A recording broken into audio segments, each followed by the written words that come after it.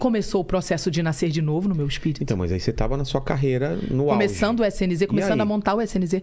E aí que eu não sabia nada sobre música, sobre teologia Aí do você som. foi continuando. Normal, é só o meu trabalho. Tá. E fui me firmando com Deus, fui tendo experiências com Deus, fui mudando. Aí, exatamente 2 anos depois, eu não fui batizado com o Espírito Santo nesse dia, eu nasci de novo. Tá. Existem pessoas que são tocadas pelo Espírito Santo, nascem de novo, mas ainda não são morada do Espírito Santo. E o mistério é muito grande que a gente não tem resposta do porquê que tem gente que leva 1 mês, 1 dia, tem gente que nasce de novo e é batizado na mesma hora. E são mistérios que só no céu a gente vai entender. Eu acredito, eu tenho uma teoria particular de interpretação bíblica minha como pastora, que depende muito do grau de abertura da alma, de tratamento, que a pessoa está aberta para o tratamento. Depende muito do grau de envolvimento com as trevas que a pessoa teve. Depende muito do grau de endemoniamento ou não da pessoa. Porque se eu não gosto de dormir numa cama cheia de barata e suja, por que o Espírito Santo vai morar numa casa suja, cheia de demônio?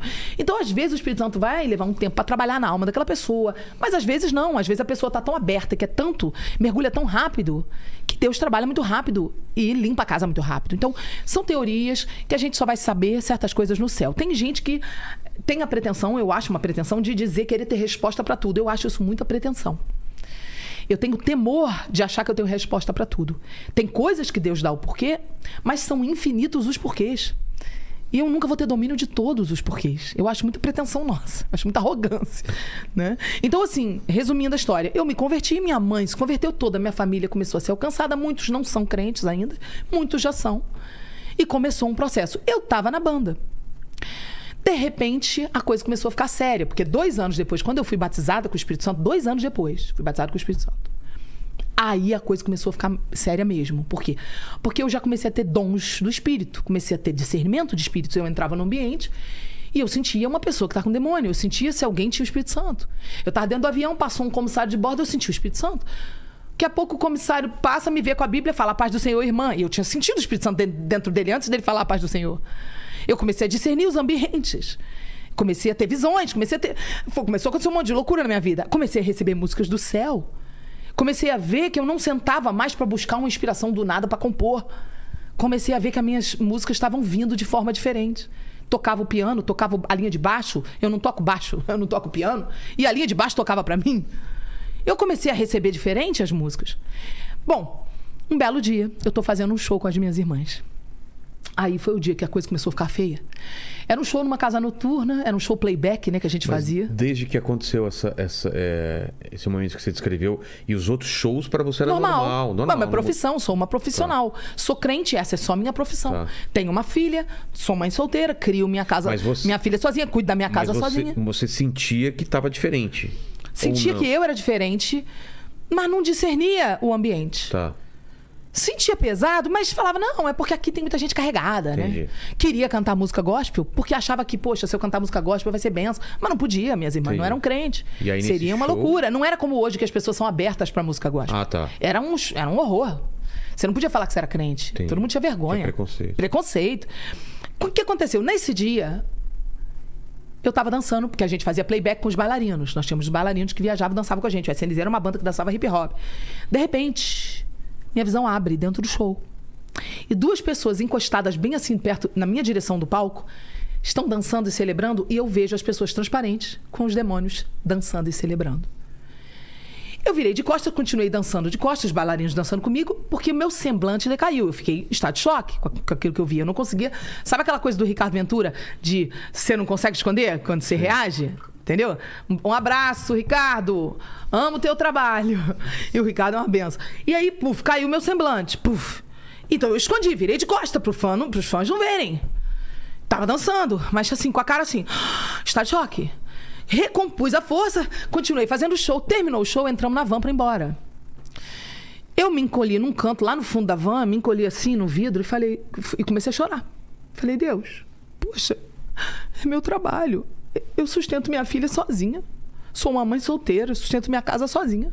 Poxa, Senhor, poxa, eu sou tua serva, eu não tenho o Espírito Santo em mim, se eu tenho Deus em mim, né? Que ensinam pra gente, você tem Deus, tá tudo bem, né? É. Só que não. Aí eu ouvi a voz de Deus alta. Era pra mim o seu show? Aí eu, opa, mas Senhor, mas é meu trabalho. Eram pra mim as músicas? Era eu que estava sendo invocado? Eu não estava entendendo ainda. Eu não estava entendendo. Mas Deus, Mas Deus é só meu trabalho. Passado uns dias, eu peguei um CD do Cirilo, Antônio Cirilo, chamado Presença da Glória. Depois o Cirilo reformulou essa capa. Só quem tem as primeiras edições é que tem esse texto na capa. Na contracapa do CD tinha um texto enorme que o Cirilo colocou. Depois ele reformulou a gravadora e mudou o texto. Até falei isso com ele outro dia. Falei, volta aquele texto. O texto era enorme. Aquela coisa bem de crente. Sim. Eu coloco o CD Presença da Glória. Novamente estou aqui, Senhor. Abusada, né? Rouca, cantando. E começo a adorar a Deus na sala, minha filha na escola. E eu começo a andar na sala de um lado para o outro. Morava ali na rua do Hospital de Ipanema. Andando de um lado para o outro. De repente, eu viro a contracapa. Aquela coisa de você olhar o encarte enquanto você está ouvindo o disco. Eu viro assim e começo a ler o texto. Quando eu começo a ler o texto, no meio do texto tinha uma frase. Quando eu leio essa frase, pá, abre minha visão. Dentro da sala de casa. E eu começo a ter uma experiência sobrenatural. De tarde. A frase era essa, foi um gatilho espiritual. A frase era essa: Deus não criou a música para dar prazer ao ser humano. Abriu minha visão. Aí eu fiquei com o encarte segurando, aquela glória invadiu a minha sala. Eu comecei a ter uma visão no teto da minha casa, do apartamento. E nessa visão, eu comecei a ver como se fosse... Foi muito forte, assim. Teve 4 partes a visão. Eu vi primeiro o céu como se fosse a eternidade. Como se fosse o local onde fica o trono. Não dava para descrever o trono, mas era uma luz muito forte, como se fosse o trono de Deus, o monte da congregação, né?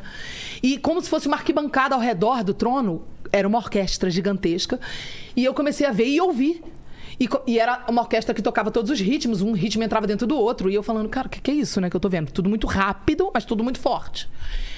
E aí eu via esse ser ao redor, em volta ali, né, do trono, ali em volta do trono, regendo, e ele caía, aí saía, e eu via aqui na minha frente o globo da Terra. Como se fosse uma coisa de 3D. Caiu, ele em cima, e ele pisou com as 2 patas em cima. Ele virou um bicho e pousou. Aí ele apontava para o céu e dizia assim: você me baniu, mas não tem problema não. Aqui, apontava para a terra, eu vou roubar sua adoração, vou roubar seus adoradores, vou roubar tua música, vou roubar tuas artes. E aí, sumia aquela visão do céu, aparecia o globo da Terra. Ele fazia isso, né, em cima do globo da Terra, sumia o globo da Terra e aparecia um rádio, que foi já a terceira parte da visão, foi o rádio. O rádio preto, aquele rádio de carro que encaixava à frente. Claro. Sabe? Lembro. Aquele radinho que encaixava à frente, você tirava pra ninguém roubar. É. Então, era aquele rádio flutuando desse tamanho na minha frente. E eu, assim, com o encarte, tudo muito rápido, tá? Mas estou te descrevendo lentamente. E eu vendo aquele rádio flutuando preto e com o CD na mão, a caixa do CD na mão, o encarte assim. Aí eu ouvi a voz de Deus falando assim: Sara, você quer saber aonde ele conseguiu chegar com o plano dele de vingança contra mim? Liga o rádio. Tava entendendo absolutamente nada do que ele tava falando. Liga o rádio. Liga o rádio. Liga o rádio. Aí o rádio acendia na visão. Eu não fazia nada. O rádio acendia, pá, na visão. Eu vendo aquilo. E ele falava, o botão desse tamanho, do dial, do volume. Ele falava, gira o botão. E o botão começava a girar. Aí ele falava assim: conta quantas rádios de música minha tem. E eram poucas rádios, era pobrinho, era ruinzinha as produção, aquela coisa bem bagaceira, cafona, e acabava. Bem pouca coisa. Aí ele falava: agora, Sara, gira de volta e conta quantas rádios de música do mundo tem. E olha a qualidade, e olha a excelência, e olha o império, e olha o comércio. E você vai ver aonde ele chegou. Aí começou a... Aí eu comecei a chorar, porque aí eu comecei a cair a ficha do que ele estava falando. E eu comecei a chorar, porque eu era uma artista de música do mundo, achando que apenas isso era uma profissão. E comecei a chorar. E comecei a entender. Aí ele começou a falar comigo. Como foi que ele conseguiu? E eu não tinha resposta. Eu falava, eu não sei. E ele falava, porque vocês ouvem. Porque vocês compram. Porque vocês consomem. Aí sumiu e apareceu a 4ª e última parte. Aí foi a hora que eu me arrebentei.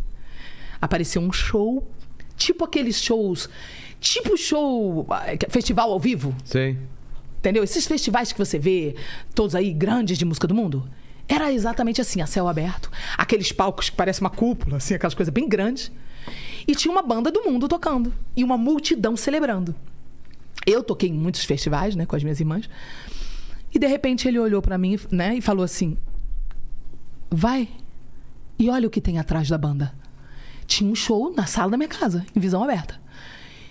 Olha o que tem atrás da banda. Todos os shows são cultos. Cada show é um culto disfarçado.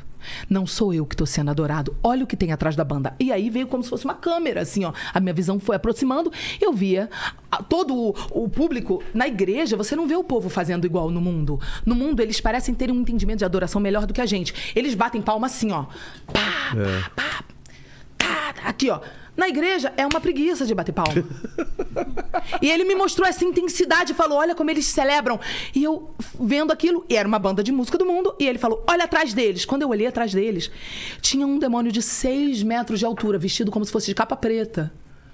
Não era um demônio feio, como se fosse um monstro. Sim. E ele tava em pé atrás, sério, atrás de toda a banda. E aí ele me mostrou bem perto dele e falou, ouve o que ele fala enquanto o show acontece. E eu ouvia ele apontando pro céu e falando assim, olha aí, Deus. Olha daí. Você me baniu, né? Não tem problema não. Dá uma olhada. Esse culto é meu, e batia no peito. Esse show é pra mim. Pá. Essa música é pra mim. Pá.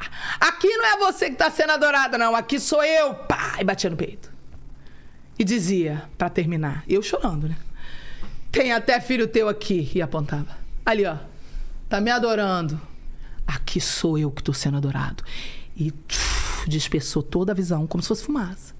E eu fiquei de joelho, segurando a capa do Cirilo na mão, do pastor Cirilo, do Santa Geração, de joelho, chorando. E comecei a chorar e falar, Deus, eu quero largar. Eu quero parar. Eu não quero mais. Eu não quero mais. Chorando, porque eu tinha contrato. Eu tinha uma banda.